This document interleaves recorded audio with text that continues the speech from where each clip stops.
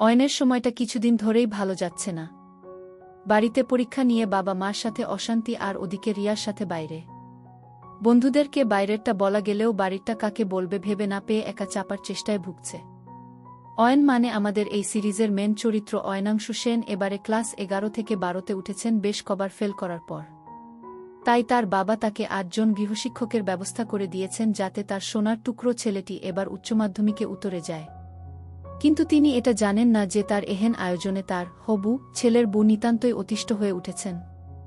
সদ্য ক্লাস 9 পাশ করে ওঠা রিয়া দেবীর এখন মনে হচ্ছে তার বাবুটি তার হাত থেকে বেরিয়ে যাচ্ছে, তাই তিনি রোজ এখন স্কুল যাওয়ার আগে তার বাবুর এক বন্ধুর সাথে রাস্তার ধারের বাঁশবাগানে যান বাবুকে নিয়ে আলোচনা করতে। এসবের মধ্যে অয়ন বাবাজি পড়েছেন মহাফাপড়ে। তার মধ্যে এসে জুটেছেন মিস লিসা নামের একজন। তিনি নাকি অয়নকে পড়াবেন ইংরেজি।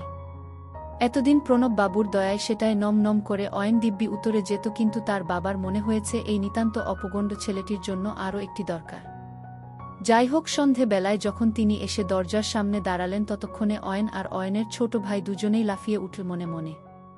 ম্যামের সাথে পড়তে বসে অয়নের মনে হলো সে যা পড়ছে তা সবই জানা জিনিস। প্রথম প্রথম কিছু না বললেও পরের দিকে একই জিনিস পড়ানোর ব্যাপারটা অয়নের কাছে প্রচণ্ড বিরক্তিকর লাগতে লাগল। সেটা লিসা মনে হয়ে খেয়াল পড়ল। অয়নের মা বাবা সন্ধেবেলা বেরিয়ে যান গুরুদেবের সান্নিধ্য পেতে। অয়ন আর লিসা ম্যাম থাকে বাড়িতে একা। এরকমই একদিনে অয়ন বসে ম্যামের দেওয়া কাজগুলো করছে, এমন সময় হঠাৎ লিসা বলে উঠল তার একবার বাথরুমে যেতে হবে। অয়ন নিজেকে আটকানোর চেষ্টা করেও পারল না। লিসা উঠে চলে যাওয়ার পর সেও তার পিছু পিছু দাঁড়াল। অয়নদের বাথরুম একটু আলাদা ধরনের, সামনে কোনো দরজা নেই। ভিতরে একটা আলাদা জায়গায় ল্যাট্রিনের জায়গা, বাকিটা খালি খালি। একটু পুরনো বাড়িগুলোয় এরকম দেখতে পাওয়া যায়। লিসা সোজা ভিতরে ঢুকে গেলে অয়নের দেওয়ালের সাথে নিজেকে সাটিয়ে দাঁড়িয়ে দেখতে লাগল। চোখের নিমেষেই অয়ন তার চোখের সামনে এরকম কিছু দেখে কেমন যেন একটা করে উঠল। লিসার বয়স বড়জোর 24 কিংবা 25। অয়ন চট করে ফোনটা বার করে ভিডিও করতে লাগল। লিসা ফিরে আসছে দেখে অয়ন টুক করে কেটে পড়ে ঘরে এসে বাধ্য ছেলের মতো বসে পড়ল। লিসা এসে বাকি পড়িয়ে চলে যাওয়ার পর অয়ন ফোনটা বার করে বসল হাতের কাজ করতে।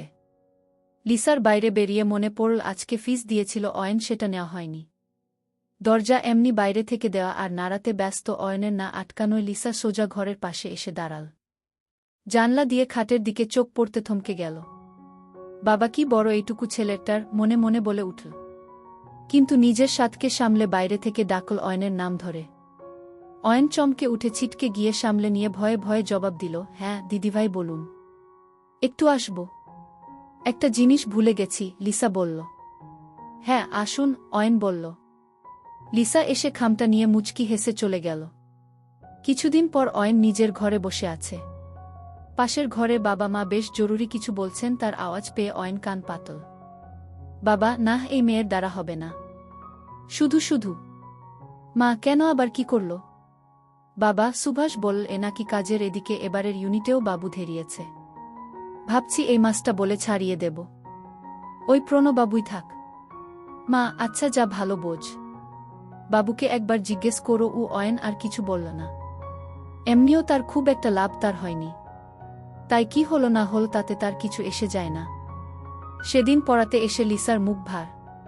অয়ন বুঝল বাবা তাকে কথাটা বলেছেন। লিসা তার দিকে তাকিয়ে বলল, একটা কথা বলবো তোমাকে। অয়ন বলল, হ্যাঁ বল। তোমার কি আমার কাছে পড়তে ভালো লাগে না? কেন? আজকে তোমার বাবা বলেছেন এ মাস পড়িয়েছে ছেড়ে দিতে। আমার এই টিউশনটা খুব জরুরি। তুমি একবার বল যে আমার কাছে পড়তে ভালো লাগে না।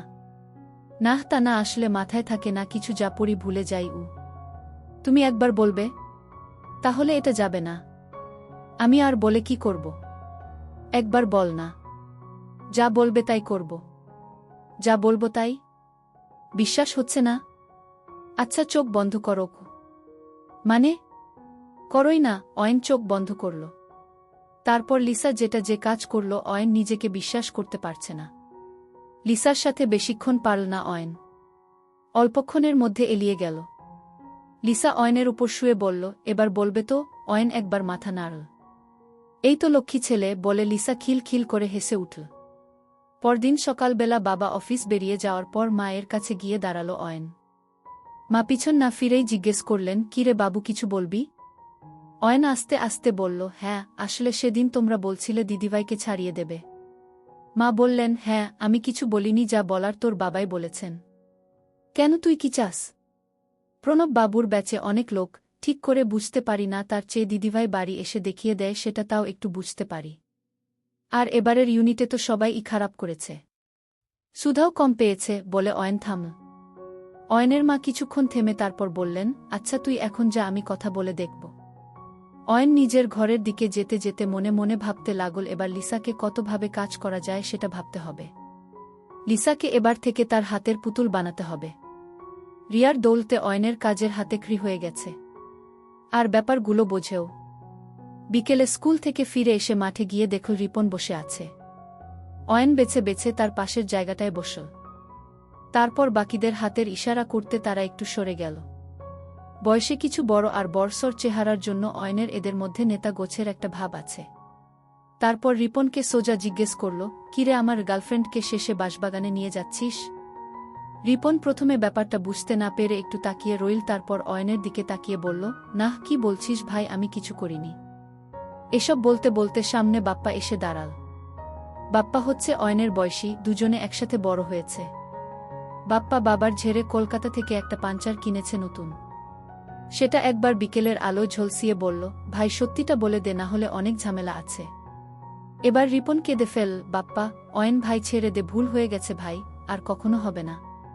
ভাই, রিয়াই আমাকে ডাকতো আর বলতো তুই নাকি অন্য কাউকে কাজ করে দিচ্ছিস, তাই আমাকে দিয়ে কাজ করিয়ে নিয়ে বদলা নেবে। আচ্ছা তাই নাকি? বাপ্পা বলল। হ্যাঁ ভাই, আমি আর কিছু জানি না, আমাকে ছেড়ে দে। আচ্ছা তুই যা, আর কোনো কিছু পাল্টাবি না, যেমন চলছে চলুক। রিপন উঠে প্রাণপণে দৌড় দিল। বাপ্পা তাকে দেখে খানিক হেসে অয়নের দিকে তাকিয়ে বলল, কি করবি এবার? অয়ন বলল, জানি না ভাই, তবে ওকে কাজ করে না দিলে শান্তি হবে না আমার। তারপর বিকেলের আড্ডা শেষ করে বাড়ি এসে দেখল লিসা বসে আছে তার ঘরে, আর বাবা মা বেরিয়ে যাচ্ছেন। অয়ন হাত পা ধুয়ে ঘরে ঢুকতে লিসা তাকে ধরে বলল, ধন্যবাদ। অয়ন বলল, না, এরকম ভাবে তো হবে না ম্যাডাম। লিসা বলল, মানে? অয়ন জোর জবরদস্তি কাজ করতে চাইল। লিসা একটা কিছু বলতে চাইল, কিন্তু ব্লক হয়ে গেল। লিসা একটা হাতে অয়নের হাতটা ধরে বলল, না, এটা ঠিক না। লিসা ছাড়াবার প্রাণপণ চেষ্টা করছে আর মুখে বলে যাচ্ছে, অয়ন থামো, না, তোমার মা বাবা জানতে পারলে কি হবে? এসব ঠিক না, সেদিন আমি ভুল করে ফেলেছি। প্লিজ অয়ন, ছেড়ে দাও, লিসা শেষবার বলল। আপনি শুরু করেছেন যখন, আমাকে শেষ তো করতেই হবে, বলে অয়ন লিসাকে খাটে ফেলে দিল। হুশ ফিরতে দেখল সে শুয়ে আছে, আর তার পাশে বসে অয়ন ফোন হাতে হাসছে। একটু উঠে বসতে লিসাকে ফোনটা দেখিয়ে বলল, কেমন এসেছে? লিসা ফোনটা হাতে নিয়ে দেখল লিসার ছবি একগাদা। তার আর বুঝতে বাকি রইল না। সে ফোনটা ফেরত দিয়ে বলল, এর কোনো দরকার নেই। এবার থেকে তুমি যখন যা চাইবে তাই হবে। অয়ন মনে মনে ভাবল, এত মেঘ না চাইতেই জল। কিন্তু ছবিগুলো নিয়ে যা হয়েছে সেটা ম্যানেজ দিতে হবে। তাই বলল, তাহলে ছবিগুলো থাক, যখন দিতে পারব না তখন মারতে লাগবে। লিসাকে সেদিন আর কিছু না করেই ছেড়ে দিল অয়ন। বিকেল থেকে রিয়ার ব্যাপারটা নিয়ে বেশ মাথা গরম ছিল, তাই কিছু করতে আর ইচ্ছে করছিল না। পরদিন বিকেলে বাপ্পাকে নিজের বাড়িতে আসতে বলল অয়ন, আর লিসাকে বারণ করে দিল পড়ানোর জন্য সেদিন। বাপ্পা সন্ধেবেলা যখন এলো তার চোখ লাল হয়ে আছে, বোঝাই যাচ্ছে এতক্ষণ কোথায় ছিল। বাইরের ঘরে বসে বাপ্পা বলল, বল ভাই, কি হয়েছে? অয়ন একবার তার দিকে তাকিয়ে বলল, কি হবে বলে তোর মনে হয়? বাপ্পা বলল, বুঝলাম, কিন্তু কি করবি সেটাই তো বুঝছি না গি।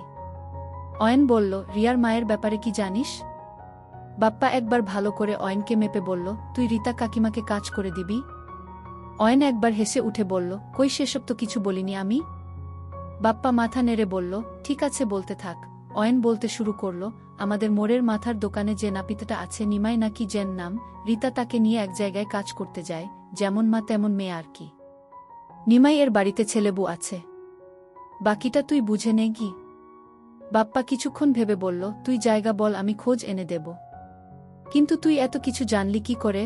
অয়ন বলল, চোখ কান খোলা রাখলেই সব জানা যায়।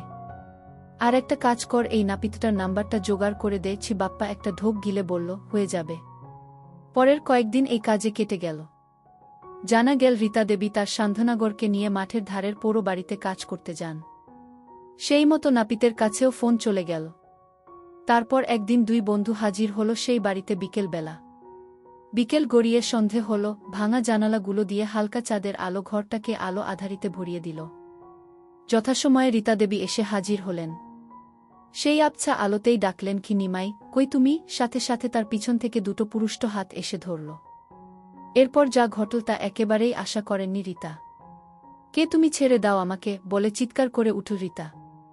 না, আজকে তো কাজ না করে তোমাকে ছাড়ব না, বলে ঘরে একটা আলো জ্বলে উঠল।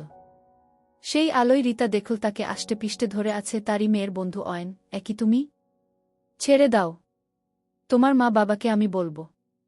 ইস, তোমার লজ্জা করে না? আমি তোমার মায়ের মতো। ছেড়ে দাও বলছি, বলে উঠল রীতা।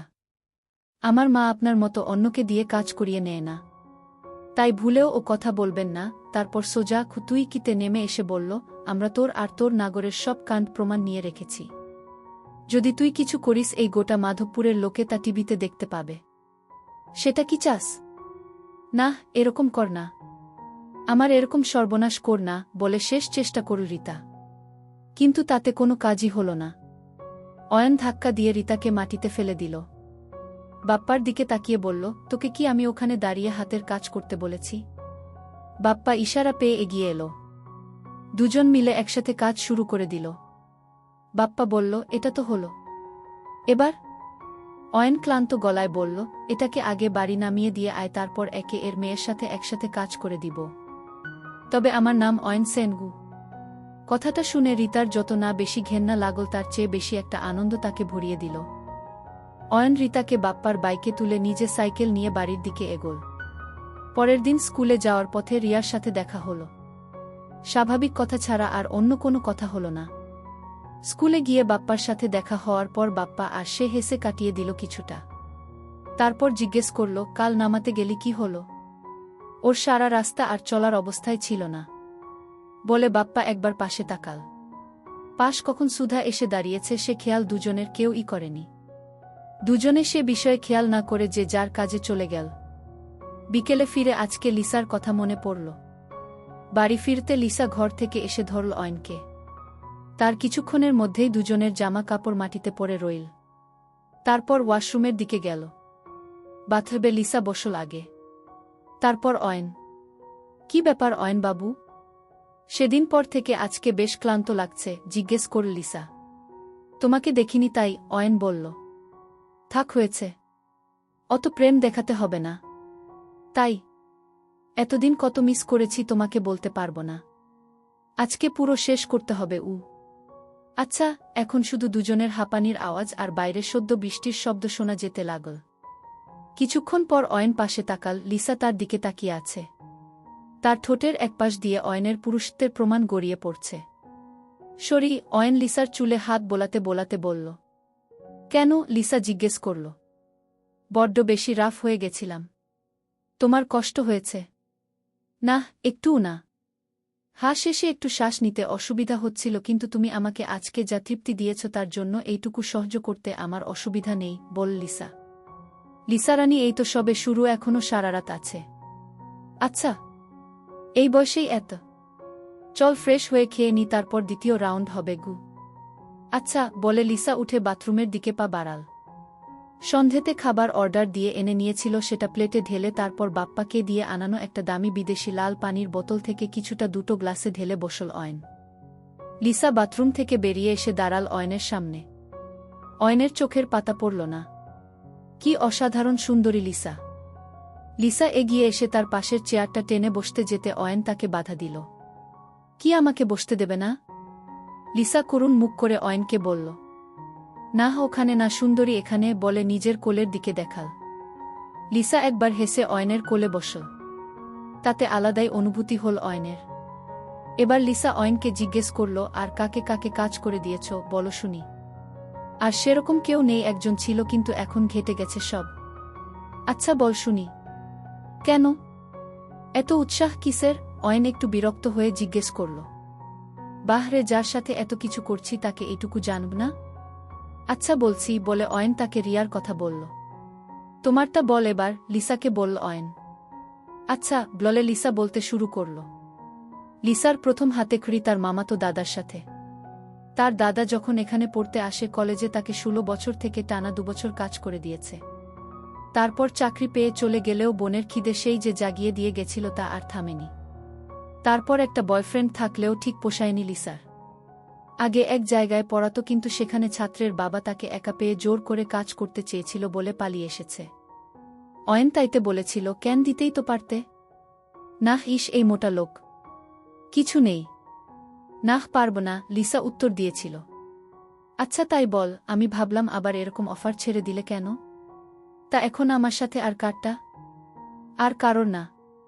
তোমার ওইটার প্রেমে পড়ে গেছি আমি। ওইটাটা কি? অয়ন বলল। লিসা অয়নের কানের কাছে এসে ফিসফিসিয়ে বলল, তোমার বাবুর। থাক, আর লজ্জা পেতে হবে না, অয়ন বলল। এরপর খাবার শেষ করে লিসাকে নিয়ে নিজের ঘরের দিকে এগোল। ঘরে আসতেই রোম্যান্টিসিজমের পতন ঘটল বাপ্পার ফোনে। অয়ন একবার ফোনটার দিকে তাকিয়ে বিরক্তভাবে দেখে লিসাকে বলল, ১ মিনিট দাঁড়াও। বাইরে এসে রিসিভ করতেই উল্টো দিকে বাপ্পার গলা। একটা কাজের মাঝে ছিলাম তো দিলি পিন্ডি মেরে, অয়ন বলল। মানে? আজ আবার কি কাজ? আমি তো তোকে ফোন করছিলাম আজকে আসতে এখন। কাকু কাকিমা তো নেই, বাপ্পা বলল। নাহ, পারব না। কাজে আছি। কি করছিস বলতো? পরে বল, এখন রাখত। ঠিক আছে। রিপনের ব্যাপারে একটা খবর ছিল। কি খবর? নাহ, তুই তো কাজের মধ্যে আছিস, না বল কি খবর। ও রিয়াকে সব উগরে দিয়েছে। মানে? মানে হচ্ছে রিয়া জানে যে তুই জানিস রিপন ওকে কাজ করে দিচ্ছে। আচ্ছা, ভালোই তো হলো, আমারই কাজ এগোলগ। কি বলছিস? তোর কি প্ল্যান আমার মাথায় ঢুকছে না। যাই হোক, রাখি এখন, পরে কথা হবে বলে বাপ্পা ফোনটা কেটে দিল। অয়নের মনে মনে রাগও হল, খুশিও হল। তারপর ঘরে ঢুকে দেখে লিসা তার আসার জন্যে উদ্গ্রীব হয়ে খাটের একদিকে বসে।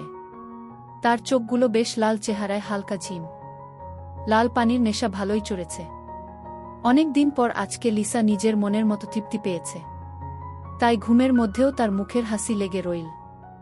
অয়ন এক হাতে ফোনটা নিয়ে লিসার সব ছবিগুলো ডিলিট করে দিল। তারপর আজকে সেগুলোর জায়গা নীল দুজনের একসাথে কাটানো এই সুন্দর সময় আর ঘুমন্ত লিসার ছবি। সকালে ঘুম ভাঙল লিসার জড়ানো গলার ডাকে।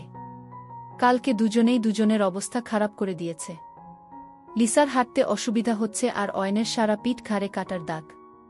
সেগুলো দেখিয়ে লিসা বলল, সরি, আমি খুব খারাপ, তোমাকে এরকমভাবে কেটে দিয়েছি। অয়ন হেসে বলল, নাহ, এসব তো তোমার সুখের প্রমাণ। চল আজকে একসাথে শেষবার স্নান করেনি। চল বলে লিসা এগোতে গেল, কিন্তু অয়ন তাকে ধরে নিয়ে পাজাকোলা করে তুলে নিয়ে গিয়ে বাথরুমে বসাল। গোসল সেরে দুজনে শেষ বিনিময় করে চলে গেল। বাপ্পা উল্টো দিকের রাস্তায় দিয়ে যেতে যেতে পুরোটা দেখল। তারপর লিসা কিছুটা এগিয়ে যেতে এসে অয়নের দরজায় নক করল। অয়ন একটু অবাক হয়ে গেল ব্যাপারটায়। তারপর দরজা খুলে সামনে বাপ্পাকে দেখে বলল, কিরে, কি ব্যাপার, তুই এখানে? হ্যাঁ, কেন? আজকাল মেয়ে নিয়ে রাত কাটাচ্ছিস আর আমি এলেই অবাক। বাপ্পা কিছুটা শ্লেষ নিয়েই বলল কথাটা। আরে না, ভিতরে আয় বলে ভিতরে এসে দরজাটা বন্ধ করে দিয়ে নিজের ঘরের ড্রয়ার থেকে প্যাকেট বার করে এসে বসে ক্রাশ করতে লাগল। বাপ্পা বলল, এবার বল, কি বলিসনি আমাকে? আস্তে ধীরে খোকা, আগে হাতের কাজ শেষ করি বলে অয়ন জয়েন্ট বানানোয় মন দিল। জয়েন্ট হয়ে যেতে বাবার নামে একটা টান দিয়ে শুরু করল। এতদিন লিসার সাথে যা যা হয়েছে সব বলল তাকে, শুরু থেকে শেষ। বাপ্পা নিজে পুরোটা শুনল। তারপর বলল, বাব্বাহ, তুমি তো আলাদাই লেভেলে চলে গেছো গুরু। অয়ন একবার হাসল, তারপর বলল, কালকে রিপনকে নিয়ে কি বলছিলি বল, এবার পরিষ্কার করে কি? বাপ্পা জয়েন্টে একটা লম্বা টান দিয়ে বলল, কালকে ওকে ধরেছিলাম আমি আর অয়নান্ত বিকাশপল্লীর কাছে। ধরে একটু ধাতানি দিতে সেই কান্নাকাটি শুরু করে দিল। বলেছে নাকি রিয়াকে সব কিছু বলে দিয়েছে। আমি তাইতে বলেছি তুই ফোন করবি। অয়ন বলল, তাহলে আর কি লাগা ফোন? এখন? হ্যাঁ, তা নয়তো কখন? আচ্ছা। ফোনটা বেশ কয়েকবার রিং হয়ে তারপর তুল রিপন। হ্যালো, কে? জিজ্ঞেস করল সে। তোর বাপ বলছি রে। চিনতে পারছিস? বাপ্পা বলল। আরে বাপ্পাদা, নাহ, মানে ঠিক বুঝিনি। গলাটা কেঁপে গেল রিপনের। হ্যাঁ, তা বলছি অয়ন তোর সাথে কি কথা বলবে দেখতো বলে ফোনটা এগিয়ে দিল তার দিকে। বলছি রিয়ার কি খবর? কবার হয়েছে? অয়ন জিজ্ঞেস করল। এই না না, আমি কিছু করিনি। তারপর আর? তবে একটা জিনিস, ও খুব ক্ষেপে আছে। আজকে আমাকে ওর বাড়িতে ডেকেছে, না গেলে নাকি আমার মাকে সব আমাদের ছবি দেখিয়ে দেবে। কিছু কর, আমাকে বাঁচাও, খুব করুণ গলায় আস্তে আস্তে কথাটা বল রিপন। আচ্ছা তুই এখন রাখ, দেখছি কি করতে পারি, বলে অয়ন ফোনটা রেখে দিল। স্পিকারে থাকায় বাপ্পা সবটাই শুনল। তারপর অয়নকে জিজ্ঞেস করল, ব্যাপারটা একটু বেশিই বাড়াবাড়ি হয়ে গেল না? অয়ন উত্তর দিল, রিপন আমার পাশের বাড়ির ছেলে, ওকে চিনি আমি। তোর গার্লফ্রেন্ডকে কাজ করে দেবে নিজে থেকে, এত দম ওর নেই গে। কি করবি? রিয়া যদি ফাঁস করে দেয় তাহলে ওর এখানে টেকা দায় হয়ে যাবে।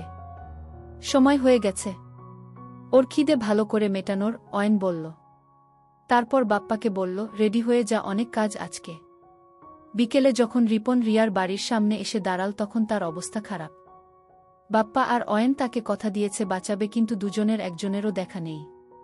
আস্তে আস্তে দরজায় নক করতে ভিতর থেকে রিয়া দেবী বেরিয়ে এলেন। কিরে টুটের ছেলে, তোর এত রস? আমার খিদে মেটাবি না? রিয়া বলল। নাহ মানে রিপন ভাবতে লাগল কি বলা যায়। হঠাৎ পিছন থেকে দুজনেরই চেনা গলা ভেসে এলো, এইটুকু বাচ্চার পানি দিয়ে কি হবে? তোর বয়ফ্রেন্ড আছে তো? তোর খিদে আজ আমরা দুজনে মেটাবু। রিপন পিছন ফিরতেই দেখে বাপ্পা আর অয়ন দাঁড়িয়ে আছে। মানে? এসবের মানে কি রিপন? রিয়া একটু ভয়ে ভয়ে জিজ্ঞেস করল। মানে আজকে আমরা 3 জনে মিলে তোর ক্ষুধা মেটাবরে, বলে ঠেলে বাড়ির ভিতর গেল। তারপর বাইরের ঘরের সোফায় ফেলে পরনের টি-শার্টটা ছিঁড়ে ফেলে দিল রিপন। রিপনের এরকম কাজ দেখে রিয়া অবাক হয়ে বলতে লাগল, না এটা করিস না রিপন, দেখ আমার মা আছে বাড়িতে, তোদের সবাইকে পুলিশে দেবে। অয়ন একবার হাহা করে হেসে উঠল। রিয়ার নিজের ছেঁড়া জামাটা কোনোমতে আটকে বলল, হ্যাঁ, আর আমার কাছে এই রিপনের ভিডিও আছে, একটা কেউ ছেড়ে দেবে না গি। আচ্ছা বাপ্পা, সব রেকর্ড করছিস তো? অয়ন জিজ্ঞেস করল। বাপ্পা হেসে বলল, একদম বস। এই রিপন, থামলি কেন? এতক্ষণে ঘরের এক কোণে এসে দাঁড়িয়েছেন রীতা কাকিমা। ওরা কেউই সেটা খেয়াল করেনি, কিন্তু রিয়া সেটা দেখতে পেয়ে বলল, বাঁচাও মা, এরা আমাকে জোর করে কিসব করছে। অয়ন একবার পিছন দিকে তাকিয়ে বলল, আরে আপনারই অপেক্ষা ছিল, আসুন, বলে বাপ্পাকে চোখের ইশারা করতে বাপ্পা গিয়ে রীতাকে সামনে নিয়ে এলো। তারপর অ্যাকসেপ্ট করে দিল। রিয়া এসব দেখে অবাক। কি যেন একটা বলছিলি? অয়ন বলল। রিয়া বাকরুদ্ধ হয়ে গেছে। রীতা লজ্জায় কুকড়ে গিয়ে পালিয়ে যেতে চাইল, কিন্তু বাপ্পা তাকে আটকে দিয়ে বলল, আরে সোনামনি, এই তো সবে শুরু, এখনই চলে গেলে হবে কি করে কি? রিয়া সব আশা ছেড়ে হতচকিত হয়ে রইল। তার মুখ দিয়ে কথা বেরোচ্ছে না। তার সামনে তার মাকেও অ্যাকসেপ্ট বানিয়ে দিয়েছে অয়ন আর বাপ্পা। একসময় অয়ন বলেছিল যদি তাকে রিয়া কখনো ধোঁকা দেয় তার ফল খুব খারাপ হবে। আজকে সে নিজের চোখের সামনে দেখতে পাচ্ছে। মা মেয়ে দুজনে 3 জন যুবককে দিয়ে কাজ করিয়ে নেওয়ার জন্য তৈরি হল মনে মনে।